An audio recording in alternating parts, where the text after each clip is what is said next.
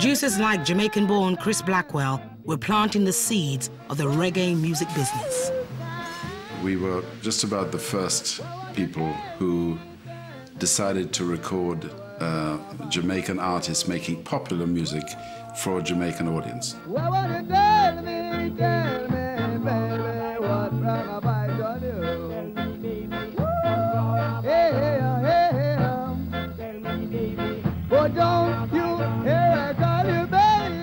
Giant sound systems took these Jamaican hits all over the island.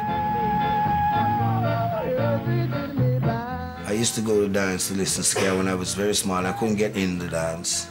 And even like Coxsone sound system used to come play in my area. And I've heard a lot of sound when I was little, but Sir Coxsone sound was a champion sound, man, trust me. Sugar Minott was one of many artists who would later influence the British reggae scene. He learned all about ska music there. I used to imitate all those songs after the dance. The next day I used to know them all. So that's what I know about ska, you know. But later on, I took over the management of the jukeboxes when I had some of my own records.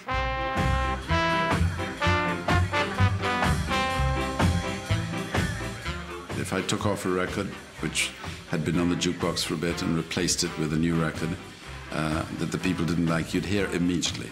It was something that I really learned, you know, from that experience. Within about 10 seconds, they were saying, take the record off. They didn't want to give it the time. That was it. It was just done within 10 seconds.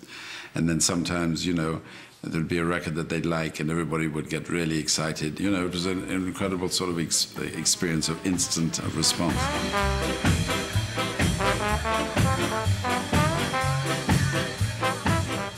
Used to have people in Jamaica like Caribbean Distributing Company. They used to make a good living by, even now, buying records and send them into England. England is the gateway to real reggae music. The name of the music in England was Bluebeat. It was called Bluebeat. And so I was trying to sort of market the music, and everybody would say, oh, do you have some blue beats, you know? And so I really pushed the name ska, because in Jamaica, it wasn't called Bluebeat. In Jamaica, it was called ska, because it's a sort of onomatopoeic word for the guitar on the offbeat. So I really pushed the name ska. The earliest ska performers arrived in Britain in the early 60s. Singers like Prince Buster followed their records into this country and were mobbed by West Indians alongside adoring mods and skinheads. The first big Jamaican success in the British pop charts came in 1965. It was a Chris Blackwell production, Millie Small's My Boy Lollipop.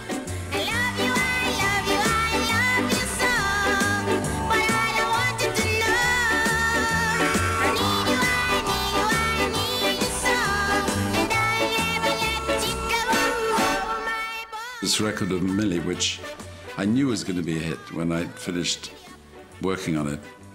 It never got to #1, unfortunately, it got to #2.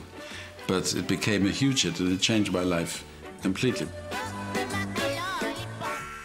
By the early 70s, a small number of producers were firmly in control of the Jamaican and therefore the emerging British reggae business.